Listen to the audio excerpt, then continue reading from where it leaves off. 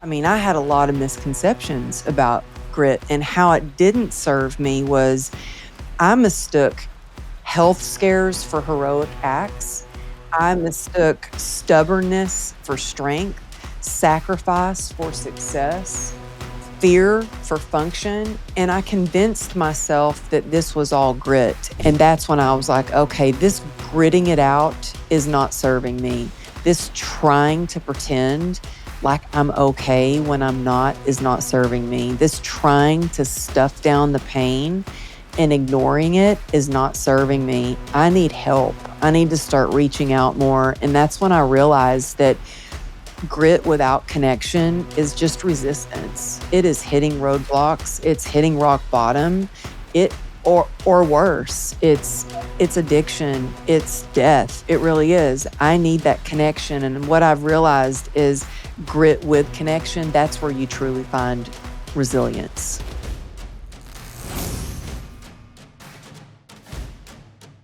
Before we jump into this episode, I'd love to invite you to be a part of the community where you can listen to more content to help you be a smarter, stronger, and better equipped successful leader. All you have to do is hit that subscribe button. I would love and appreciate your support. It's amazing to me to watch the community grow and read all of your comments each and every week. I can't wait to go on the journey with you. Thank you so much, and it means the world to me. Welcome to the Impact Driven Leader podcast with me, your host, Tyler Dickerhoof. Today, I am joined by the amazing Amberly Lago. Amberly is a widely recognized expert in helping entrepreneurs build their business with grit and resilience. As the founder of the Unstoppable Life Mastermind, Amberly has worked with thousands of clients over her career. She is an author, a soon-to-be second author, second book coming out soon next year. Make sure that we'll talk about that today. But Amberly, so glad you're here. So excited to chat with you finally. Oh my goodness. Tyler, thank you so much for having me on. We've just been talking before we started recording, and I'm like, we're going to have some fun. Yeah. Well, before we get into the fun, one of the things that I can, appreciate that sometimes fun in life is understand where we come from. So I'd like for you to just help the audience. You can start with your small town Texas roots. You can go as far as you want to go, but tell us about Amberly. Who is Amberly Lago? Yeah, well, we were just talking about the cows here in Texas and what a culture shock it was, because although I grew up in Texas, I moved as soon as I graduated from high school to California, and we just recently moved back. And I was telling you it's a bit of a culture shock to be living in the city, and now all of a sudden I pull out of my neighborhood and there are cows. I mean, it's nice, but it has been different. But we moved back to Texas because just my daughter, we wanted her to feel safe. It got a little crazy in California with homelessness and stuff like that. And so it's been wonderful to see her thriving in this environment. And I mean, although I miss the mountains and the ocean and stuff like that, it has been the best decision. I think, growing up in Texas, though, it's bizarre. I always felt a little different, that I didn't quite fit in. I always knew that I wanted, I think from the time I was probably 10 years old, I don't know, I was young, and I knew that I was going to move to California and become a professional dancer. And people thought, oh, yeah, that's sweet. Just keep dreaming, when I was in high school, I think that's when MTV came out and I could see dancers in these videos. And then I learned you could actually get paid to dance. And I was like, do you mean I could actually get paid to do what I love? And so, at age 13, I started teaching dance. And by the time I was in high school, I had saved up enough money I had 4 jobs and saved up enough money. I'd bought my own car, packed up it was a little Suzuki Samurai. I don't know if you remember those cars that were easy to flip. Thank goodness I didn't flip mine, but packed up my little car. And I remember my friends kind of laughing at me saying, oh yeah, you're going to California to pursue your dreams. Well, keep dreaming. And I remember my mom was like, why are you taken all of your stuff? And I said, because mom, I'm moving to California. She goes, no, you'll be back in 2 weeks. And then I went to go say goodbye to my dad and my stepmom. And the last thing she said to me is, I think you're making a big mistake. Mm, And I just was fearless because I guess they say ignorance is bliss. I didn't know to be yeah. scared. I also had a lot of pain from my childhood. I didn't have the perfect childhood, which I don't think a lot of us do, but I never felt safe at home. When my mom remarried, she married a man who started to sexually abuse me. And so the pain of that, I think, pushed me until my purpose pulled me, and so I knew there was Mm, no going back, and I also knew when that abuse started happening, I didn't turn to drugs or alcohol at that time. I was never a big partier. I was so focused on doing what made me feel more empowered, what brought me joy, and that was dance, that was running track. I set the record for running the fastest mile in Texas. My coach wanted me to train for the Olympics, and I chose dance over that. And, I think working, dancing, uh, really doing my best to make good grades in high school is what helped me get through those painful moments. And I feel like I don't wish that upon anyone, but I feel like every hard thing that I went through as a child, even with, working and stuff like that, prepared me for challenges as an adult. I think every hard thing that we go through prepares us and helps us develop that grit and resilience that we need to get through challenges. I have a daughter who's a dancer. She's 17, almost Oh. 18, wants to dance in college, wants to be, I don't know if she's full on wants to be a professional dancer, but loves it. And this is one thing I know, and people listening, you may have your kids in different sports. There's a whole never level at dance. Like dance is just the amount of dedication and the amount of time that she's dancing at a studio and just loves it. And so one thing that I know is that it requires a lot of toughness. I have 3 kids, 2 sons that are in high school as well, a freshman, sophomore, and hers a senior. She's the one with like, she's a little different, meaning there's a time where she did a complete competition. She had 103 fever. And she was just like, Yeah. no, she's got that grit, that drive. I want to hear from you both from your dance career, and it turned into fitness, and I know that backstory, but that dance career, that early on, what toughness did that instill in you?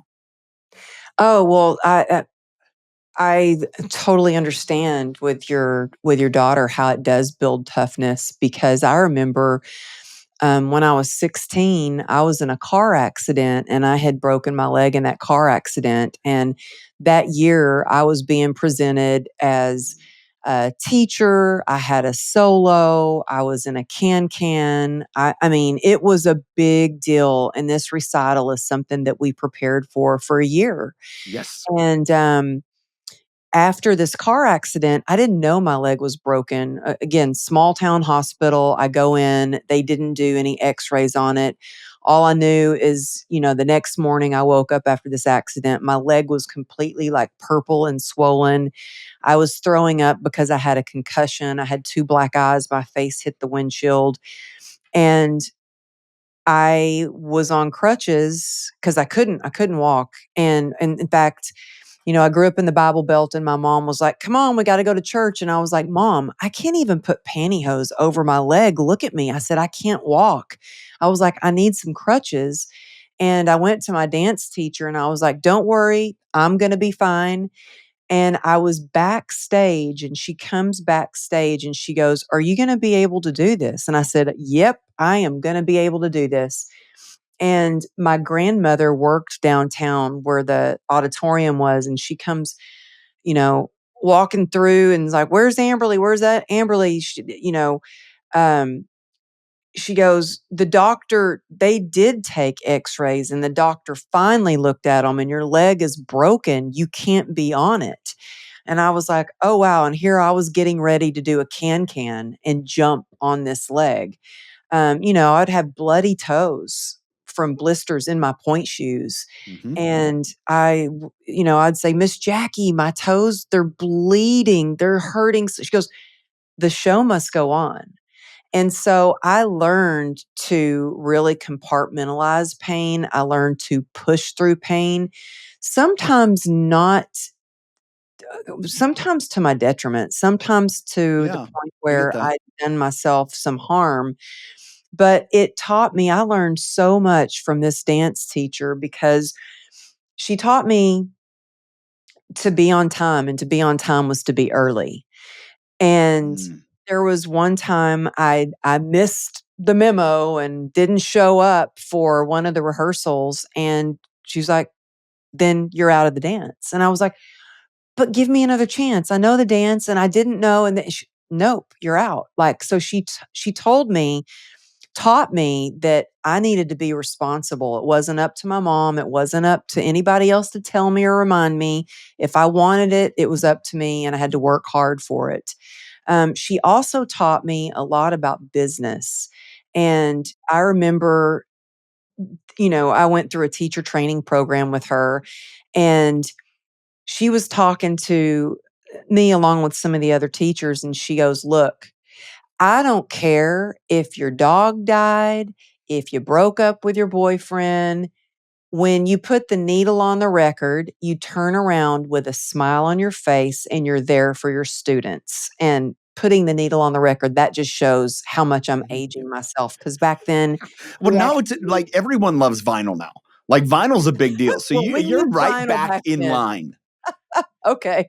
Huh. I'm like, that's what she told us. And she she taught me how to be responsible and how to run a business. So it wasn't just the mental toughness and the grit physically that I had to learn. It was like she taught me how to be like a tough businesswoman. And so when I moved to California, I knew it was my dream to be on scholarship with Joe Tremaine. I'm not sure if your daughter knows who that is, but I was like, Maybe. it was called the Dance Center, and it's in Los Angeles, and it was the place to go, like the Dance Center and also the Edge. But I knew I wanted to audition for scholarship at the Dance Center, and I really wanted to go on tour with them and go all over the country, teaching dance with them. And so I wanted them to know who I was. So I stayed at the studio and took as many classes as I could. I took a month off of work. I'd saved up enough money to do that, saved up enough money to take classes. And I took classes: ballet, tap, jazz, lyrical, like hip hop. I was there. They saw my face when it came time to audition. I auditioned, and Tyler, I was the worst dancer that auditioned. I may have been a good dancer coming from this small town. When I got to LA, I was the worst. And I think they just took a little pity on me, and I made scholarship, and I cried, and I could not believe, cried tears of joy. Couldn't believe that they took me under their wing. Well, I was required to take the most ballet classes out of everyone, the most jazz, the most tap. They were hardest on me, but you know what? I was awarded most improved dancer by the end of that scholarship. And not only that, the three agents agents come to see you, and it's kind of like an audition when you Yeah. put on this show. Every single agent wanted to represent me. So I got represented right away. So that hard work pays off. That hard work puts you where your blessings can find you. And, all the people that were like, "Oh, yeah, you want to be a dancer." A month after I moved to LA, my first music video was Dancing with MC Hammer. And I got to Okay. tour all over the world. And so, sometimes you just can't listen to the naysayers. When somebody tells me I can't do something, it's motivating to me. I don't know what it is, but I'm like, "Oh, really? I can't do Uh, it? Well, watch me." Yeah, that's my wife, who is her number one strength is belief, and if she believes she can do it, there's no stopping her. You mentioned during sharing that about the journey through dance, and you mentioned theirs at times, and I believe a lot of your story, it's all about perseverance. It's just a little bit of, you tell me I can't, or if it looks so insurmountable and just so bad, I'm going to go through it. How has that been a negative in your life? And you kind of mentioned that a little bit. At times, it maybe hasn't served you well. What are Oh, some times yeah. where that's been the case? Well, I always prided myself in I remember when I was diagnosed with an incurable nerve disease, when the doctor looked at me and said, "Are you the kind of girl that likes to push through pain?" And I was like, "Oh, he can tell. Yeah, I got a PhD and suck it up. Yeah, I've got grit." And grit is good, but I think I mean, I had a lot of misconceptions about grit, and how it didn't serve me was I mistook health scares for heroic acts. I mistook stubbornness for strength, sacrifice for success, fear for function, and I convinced myself that this was all grit. And what I realized is, I remember there was a time I was passing a kidney stone, but I had said that I would go to this event to do a keynote. And there I am doing a keynote, a motivational talk, and I'm passing a kidney stone. And I went home later and I started feeling so sick. And I thought maybe I'm getting the flu. And I barely had enough energy to take a shower. And I actually called the doctor to make an appointment, which my husband was like, "You must feel really bad if you're actually going to go to the doctor." And so I took a shower and I didn't even have enough energy to get dressed. And I laid in the bed.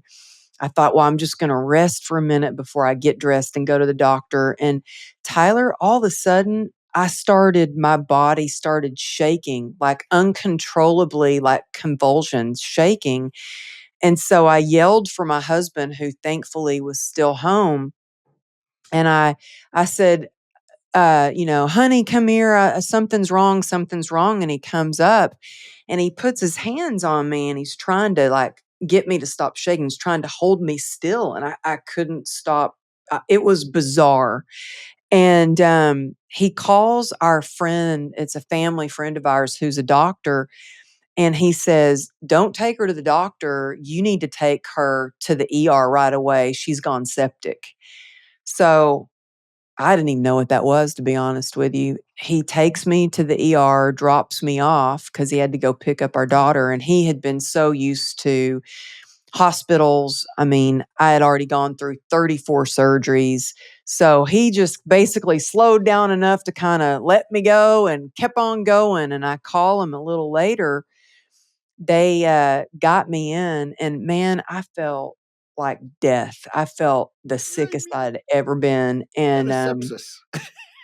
well, he looks at me and he goes, "Why are you here? You don't look sick. You look healthy." I think I even had workout clothes on. He goes, "You look healthy." And I said, "Well, I think I might have something going on with my kidney." I said, "I might have a kidney infection."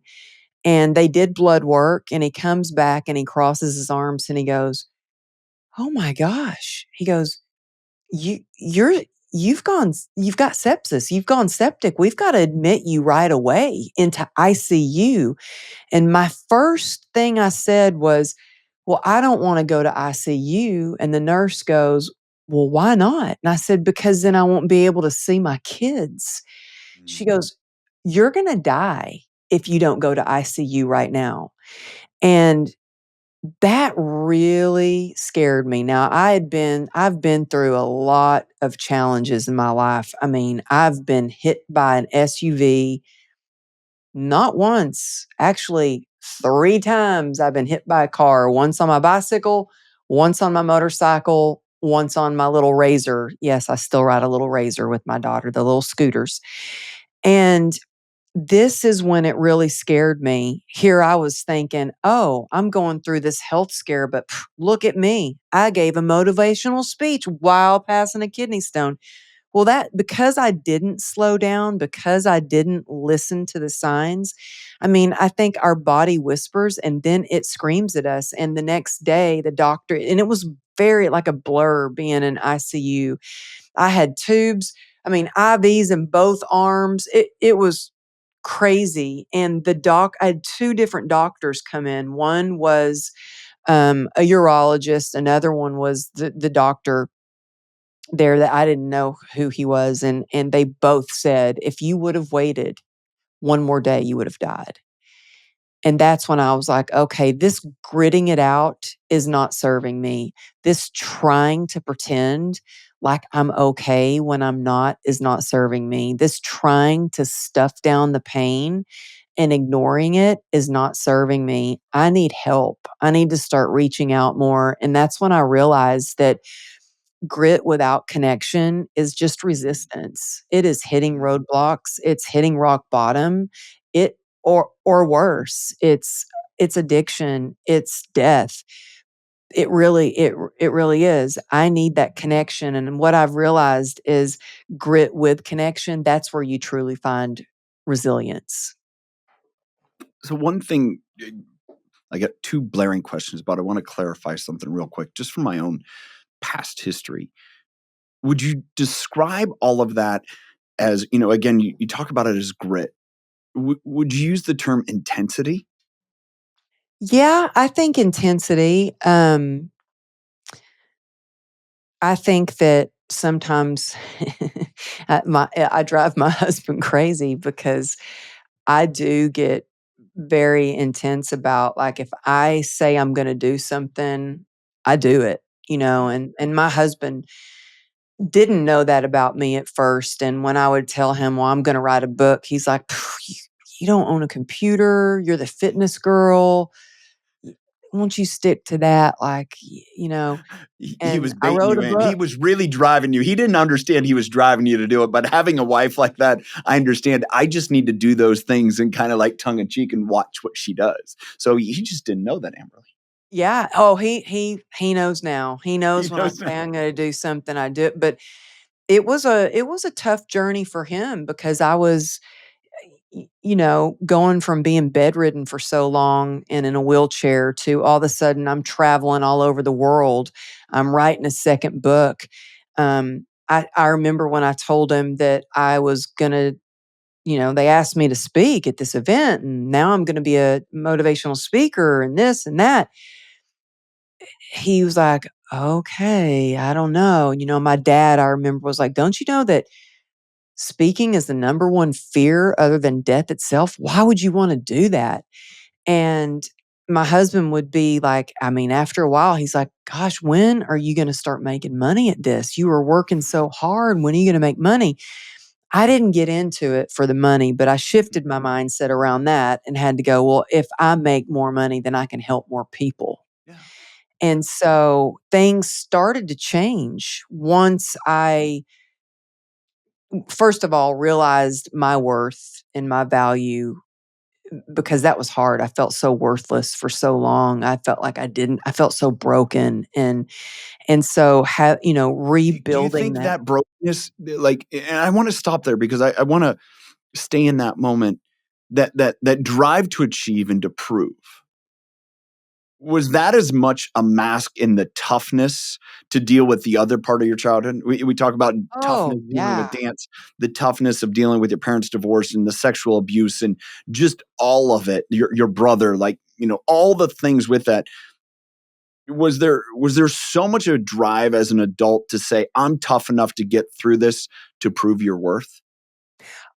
Absolutely. Absolutely. I think that, it started in school. I was in all honors classes. I was the choreographer for the drama club, the a cappella, the cheerleaders. I was in drill team. I was the freaking mascot of the school. I was the lion. What was the mask? It I was a lion. It I was a was a lion. lion. Okay. Oh, and I had to go above and beyond, and I had to do everything different and choreograph. And I mean, it was straight A's and all this pressure I put on myself because I thought if I can do good and be good and get good grades. And I was in, I was in something called TAG. It was called Talented and Gifted. And I remember winning first place in the state and coming home and telling my dad. And I had made this paper mache, like egg as part of the thing, the routine, the competition. And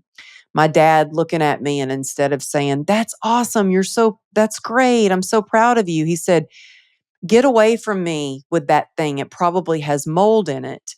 But I think also one of the reasons I just didn't feel worthy is because I actually told my dad about the sexual abuse when I finally got the courage up to say something.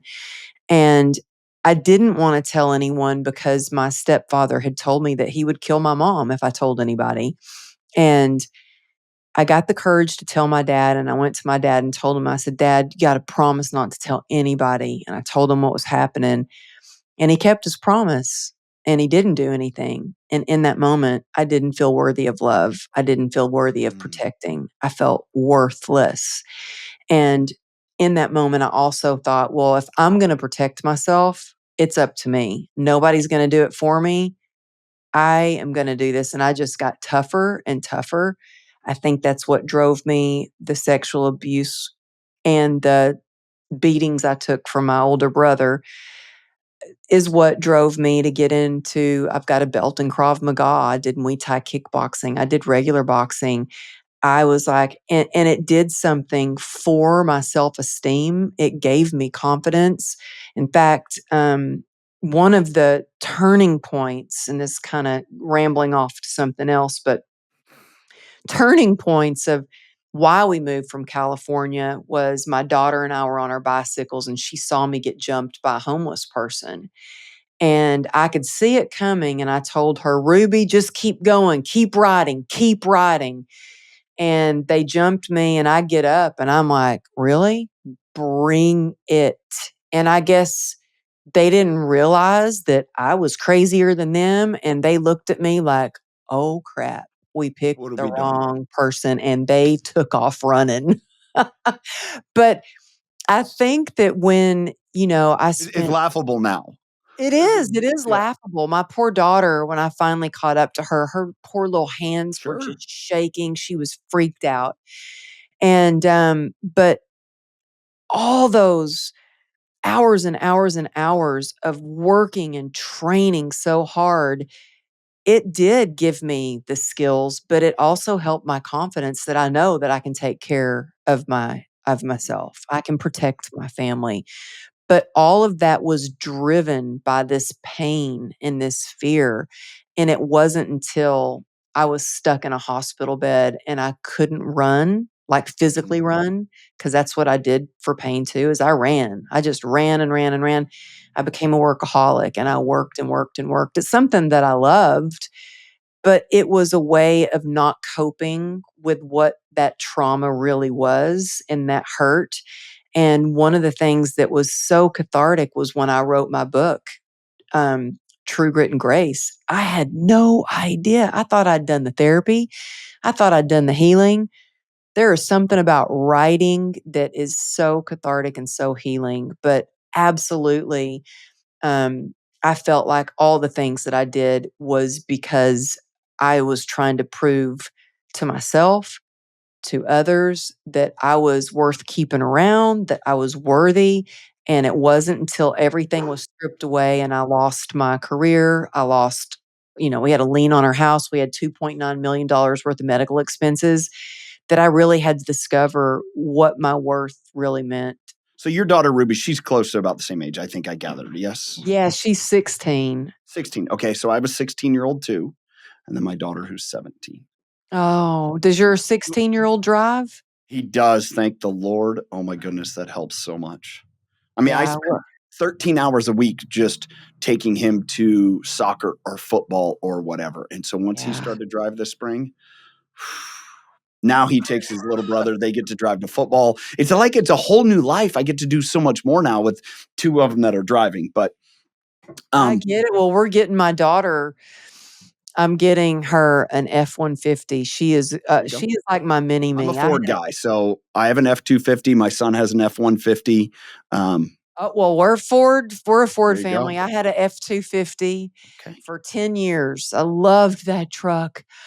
And then I sold it, and now I'm so glad that that's what she wants. She wants a F-150. It's all, like, blacked out. She's Yep. so excited, and she's like, "Dad, you're not driving home from the dealership with me. I only want mom to drive with me," because he's a former lieutenant commander, and he's a backseat driver, and she's like, "You are not gonna be in the car with me. No, no." And she is actually it's so cute. She's like, "Mom, we saw this truck, and on the back of the truck, it said daddy's money." And Oh, she goes, "Mom, I'm gonna get a sticker that says mama's money." that's She funny. might do it. If she's your daughter, I could see that. I could see where there's a little bit of that spitfire, which I look at it as, I'm grateful my daughter has a little bit of that, right? You Yeah. need a part of it, and as you talked about, there's this there's this point in life where it becomes an armor that it's so Mhm. much no one's going to get close to me, and then you have to come to a point and realize, okay, there's a point in my life that armor served me, but I need to put it to the side because it Yep. no longer serves me. I had to walk through that. What you're telling me is you've walked through that or walking through that. The great question I have here, because you mentioned this earlier, you talk about the grit, the toughness, the perseverance, the I will get through anything and I will protect myself and anyone else close to me that I need to protect. But then you mentioned connection. Mhm. Describe connection and how how it fills out. That's the yin to the yang, or how you know, um, it's the other part of the equation. I want to hear that I want to understand from you how you describe connection as that other piece. Yeah, and Tyler, you are so good. I can understand why everybody loves you and loves your show because it's just so awesome to talk with you. You're such an amazing interviewer. Um, yeah, that connection, I had gritted it out for so long. I had tried for so long to stuff down the pain physically, emotionally. I had so much shame. I had this horrible motorcycle accident that left me I still deal with chronic pain on a daily basis and diagnosed with this incurable nerve disease. And so I started to kind of shut the world out because I did not want people to take pity on me. I didn't want them to know that I was in pain. I didn't want to be treated differently. I got real upset when people told me, well, you're going to be permanently disabled. And well, you're disabled and you need a handicap placard. And I'm like, I would be so upset with that. So I started shutting people out and I started isolating myself. And I was trying all these treatments for this nerve disease, and nothing was working. I mean, radical treatments, everything from ketamine infusions to spinal stimulator to I even flew to a different country to get treatment, which made it worse. Nothing was working, and, I remembered having a glass of wine, going, "Man, this kinda helps numb things out. Why didn't the doctors just tell me to knock back a glass of wine?" I was never a big partier, I was always career focused, and, I also thought, "I am not gonna grow up and be like so many of the people in my family with addiction. I'm gonna make something of my life." Well, lo and behold, 1 glass turned to 2 to 3 to a whole bottle, and I became a full-blown alcoholic, and it was really at my lowest point where I wanted to die, but I I didn't wanna live, but I was too scared to die. I was just miserable, and I really thought, "How did a good girl like me end up like this? How did this happen?" And, it wasn't until I got the courage to reach out for help did my life start to change. And I say this with, I mean, if you can take anything away from, listening to this episode, is like, reach out for help. You don't have to do it alone. It saved my life. It took so much courage, scarier than any surgery I've ever had, was admitting that I needed help, that I was now addicted to alcohol physically and in every way, and going to a 12-step, a recovery meeting. And in that meeting, connecting with other women and just hearing God speak through them, seeing light in their eyes, hearing them and tell their story and being able to relate, not feeling alone and seeing that they have joy. I thought, well, that's what I want. So I kept going back and kept going back. And that connection, in fact, I could not stay sober if I didn't have connection. Connection is the opposite of addiction. It's the opposite of loneliness. In my entrepreneurial career, I don't want to do it alone. That's why I started my mastermind, so we can come together and we can rise together. Alone we're strong, but I realized, yeah, we're strong, but together we're unstoppable. It's that connection. It's letting people, and I think that strength is hidden underneath the vulnerability. If we can be vulnerable with each other, we just deepen our connection even more. And for me, by the grace of God, I got sober in 2016, and I still, even the other day, like last night, I led a meeting and I went to a women's meeting and shared for an hour, and then stayed and had, fellowship after for 30 minutes. When I moved to Texas, I knew right away, this is how important connection is to me. I knew when I moved to Texas, before I even got here, I had a church set up and I was going to meet somebody at church.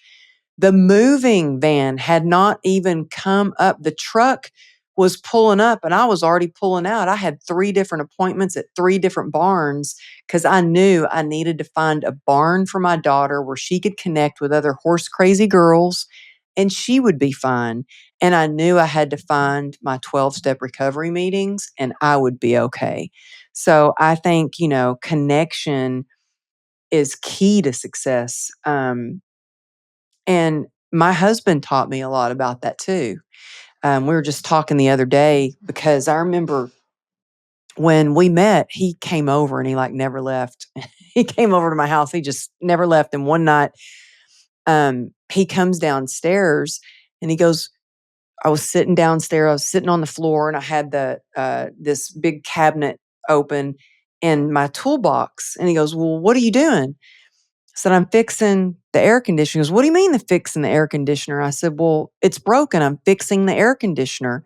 And I knew how to fix it. And he goes, you've got a toolbox? And I said, well, of course I've got a toolbox. I mean, yeah. And he goes, you don't need a toolbox. I have a toolbox. And it was like this tug of like, I don't know, like vulnerability of like, oh gosh, I don't need a toolbox. Like, I'm going to let him help me. And that may seem so silly and so simple, but it was the beginning Did of I me. not explain what my wife was like and my daughter's like? I get it. I get it. I understand it.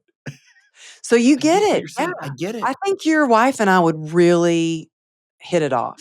Yeah, you two leaves from the same tree. Yeah. Yeah, yeah. Um, you talk about that help. It took a lot of vulnerability, right? To learn that that help wasn't manipulative. Because this is where I can see from a different vantage point. There's the type of people that's like, Amberly, you don't need that toolbox anymore, right? I'll fix it. But if they're not I would say, a healthy person and it's manipulative, then you could get led down a very dangerous pathway as well. Explain how, for yourself, getting help from addiction, getting help in that case, having your husband kind of work with you in that help, and it's just, how did you get comfortable enough to not be afraid that someone was going to use this help against you, that's really the help you needed to serve those in your life? Well, what came to mind first is it was a process for me because I had gone through a really terrible divorce where I lost everything. He maxed out my credit card. I had a motorcycle before I even met him, and I had this motorcycle before I met him. I had to sell the motorcycle and give him half the money. It was bizarre. Like, I had to give him he kept taking me to court to try to get more money from me, and so I had this thing where I am never going to share a bank account with a man again. You have your stuff, I've got mine. We might be married. And I learned the hard way when I was in a coma and my husband couldn't pay the bills because he couldn't access my account. Even in the hospital, I had to like sign over like where he had authority over me. Oh my gosh, that was really hard, but I did it because I didn't know if I was gonna live. He had to be able to access my account. When I got out of the hospital, I remember we set up a time to go to the bank account so I could put him on my bank account. And I was the biggest, like, brat about it. And, like, so here we're married, we have a child together, and I'm not gonna put him on my account. You know what I mean? It was Yeah. just ridiculous. He was just trying to help me. He was trying to help our family. So there were, like, a lot of it was a lot of learning. It was a lot of letting my guard down and trusting, after I'd been burned so bad. But then I got to where I'm not afraid to look stupid. I know when I need help, and when I wrote my book, I'll give you an example. I wrote 90% of it, I hand wrote it, and then I went to buy a computer, went to the Apple Store, got my first laptop. This was not that long ago, and then I signed up to take a free class that they offered, and I was raising my hand every sec, like raising my hand. Anybody have a question? Yep. And I was asking the most basic questions. And the instructor stopped the class and he's like, "Hey, I just have to tell you something. I have never taught a class where somebody wasn't embarrassed to ask so many questions." And I said, "Well, you know what? I need to learn this stuff. I'm on a mission and I don't care if I look stupid. I don't know how to work a computer. I don't know. I barely do now." I had a web guy come over. He was helping me set up I have this series, it's a free series called the Rise and Thrive video series. And he's sitting at my desk with me. He goes, "Wow, like you really don't know how to do this stuff still? Like, I can't believe you've made it this far and you know as little as you do." And I'm like, "Yeah, I'm just figuring it out along the way." But right before this call, I was on a call with one of my friends who I just spoke at his event. He's speaking at mine. His name's Rene Rodriguez. Mhm. He's amazing. And I have a list of questions. He just hopped on a call with me. He's ahead of me as far as like he's several steps ahead of me as far as events. This is only my fourth event. He's been doing events for years. So I had some questions. I'm not afraid to ask questions so I can learn, but I'm not the kind of person that's just going to take and take and take and take and Yeah. take. Yeah. I'm always like, how can I add value to you? And, when I was at his event, I was there from the moment it started till the last person that left in the room. And he came up and told me, he said, "I really love that you're the kind of person that stays and wants to add value for the whole entire event." And I said, "Yeah, I'm here to serve. I'm here to and I told him before, whatever you need me to do, need me to sweep the floor, I'm here, not just to do the keynote, but whatever you need." And not that I do those things because I'm expecting something in return. I'm doing those things because it gives me fulfillment. Yes, it does. It makes me feel good when I can help. But I think it's important to, like, even when we started, Tyler, you're the kind of person that you were like, "How can I serve you?" Do you know how rare that is that when you first get on an interview and somebody starts off with, "How can I serve you?" That's the kind of person you are. And I think that's amazing. And that's why, I know like, oh, we're going to be friends for life. We're going to hit it off. Quite honestly, my producer, Alex, just typed that. And I appreciate you recognizing that. But here's the way I look at that is I don't know a better, I don't know how else to do it. Because what you mentioned, and we haven't, there's two places I want to go here. Is one, I still want to talk about our daughters. You have two daughters. I have a daughter. And I want to camp out here. We'll come back to that because this is about serving them. Is how are you telling your daughters how to navigate that getting help, but being tough? It's the ability to take that armor off when you need to. It's the how do you take grasp of what I'm so grateful for, but it's also I recognize these things that nearly killed me.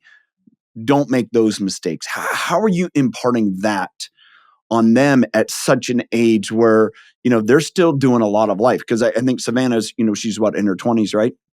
Yeah. And so it's like she's still on that path, right? How are you doing that not only as a mother, but as someone who's gone through some of those things? All right, let me help you not make the same mistakes, not because I'm going to tell you a better way, but just don't run the risk that I ran. Yeah, well, I think it's being that example for them, and I knew right away that I wanted to be an example of resilience for my daughters, that I wanted to show them that they could love themselves no matter what. Um, I think that when we love ourselves, we're permission slips for others to love themselves. We're like a walking permission slip of, wow, she can accept all these scars. And I'll just tell you a story real quick. I remember, my youngest daughter she is just been a horse crazy girl since she was little. And she's been riding horses since she was 5. And if she wasn't riding, she doesn't do this anymore, but because she's like, "Mom, I can't go around pretending, doing horse jumps and pretending to be a horse." She's like, "I'm in high school," because I'd said something like, "You don't do that anymore." She goes, "Mom, I'm older. Of course I." There's people that do that though. Yeah, they have There's competition. competitions. Yeah. Yeah, Okay. it's wild. Keep going with your daughter. Keep going with her. She was really good at it. Well, we were going to dinner. Your wife probably knows where this is in California. We were at the promenade and waiting for our table, and they had these benches, and my daughter's pretending to be a horse and do horse jumps over the bench, and she just, man, smacks right into this cement. It's a block it's pure cement, like, bench. And she comes in, and my husband, when he's in fear, he kind of goes to anger. And I'm like, think we need to leave. We need to go. We got to take her to the emergency room to get stitches. I mean, it was like split open bad. So we take her to the emergency room. She's got to get stitches. And when it comes time to get stitches out, I take her to the doctor, and the doctor looks and says, "Well, I'm sorry, but your modeling days might be over with this scar." And she said, he was a kind of an old timer. And she looked at him and said, "Well, I don't care about the scar. I don't want to be a model. I'm going to be a horseback rider when I grow up." And I was like, good for you. If I was the kind of person that was embarrassed of my scars, that walked around with my head down and didn't want people to see me, then I wouldn't give my daughters permission to step into their power, to accept any scar or imperfection. I have taught them that they can love themselves no matter what. They have to just be radically honest with who they are and be a good person. But I think that everything we go through, we grow through. And I've taught them. I didn't know why my oldest daughter decided to go into the medical field. And I asked her, I said, "Savannah, why did you decide to become, want to be a doctor, go into the medical field?" And by the way, she's at Yale, which I don't have a college education. So that's a really big deal. I'm very proud of her. She's always been a really hard worker. Um, she said, "Well, Mom, you did all those surgeries you went through and everything that you went through, and this nerve disease." She goes, "That's what inspired me to go in the medical field." So something that wasn't a catastrophe. It was a tragedy that it has turned into triumph, not just for me, but for my daughters as well. I think that I think that my youngest daughter has definitely learned about grit and resilience, not just from me, but from horseback riding. I think it's so important. I love that your kids are in sports and they do soccer because it teaches them teamwork. I think that having that outlet is what saved me at a young age from drugs and alcohol. Mhm. Because, my brothers got into that at a young age. I mean, I got into it later. I think that addiction was just sitting there waiting for me. I thought I was different, but nope. Addiction did not discriminate, didn't care. But I think that having that healthy outlet, having the horseback riding, or my oldest daughter had soccer and she played an instrument. I think it's so important for kids nowadays, but more than saying something is they are watching everything that we do. They are watching how we treat people. They're watching us when we're driving. They're watching us if, they're trying to talk to us and we're on our phone instead of talking to them. And I learned so much from my children. And, the other day I walked out of my office and I was on my phone and my daughter was trying to talk to me. And I said, well, wait just a minute. I'm just finishing this email. And she goes, well, if you're still working, go back in your office. And I was like, ooh, good point. When Okay. I'm out there, I'm with the family. When I'm in Mhm. here, they know door shut, I'm working. Yeah. Um, you talked about connection, and I wrote this down as, and it's just kind of what I gathered from what you were saying, but it's also something I believe is connection is unconditional acceptance. I like that. The thought that you can have grit, and when you find connection with someone, it's that, hey, I accept you for who you are, and the values that you represent, or one of those things. To me, that's the solution to the loneliness that we're all trying to solve in life. And I believe a lot of our past trauma, the trauma that I've had, those situations, they are a barrier from our ability to connect with others. And it's understanding that, man, I have to go for connection in order that the best of me can serve others. I think you're an example of that. I've lived that. I can share the stories, but it's about you, not me. But I think that if we can understand connection is the solution of bringing out the value of toughness, then we link arms and go with people. Yeah. So important to link arms. I've had people go, wow, you just really share it all, don't you? Like in my mastermind, for example, Yeah. I make the connections for people. I do tell them everything that I've learned. I do. And you know what? Honestly, sometimes it has burned me. I've been taken advantage of, before, but it doesn't stop me from still helping people and wanting to help people because look, I want to see people thrive. I want to see people soar. And I have to say, I enjoy helping people because I don't ever want somebody to feel like I felt when I was so alone, when I Mhm. didn't want to live anymore, when I was depressed. Oh, it was the word. I don't want people to feel that way. So if there's anything I can do to inspire or give hope or provide some solutions to, that's what I'm all about. Oh, I love it. Um, Thank you so much. Amberly, where can people learn more about you, your books, your mastermind, everything, your events, all of it? Where Oh, can people learn more? thank you. Well, I hope you'll come.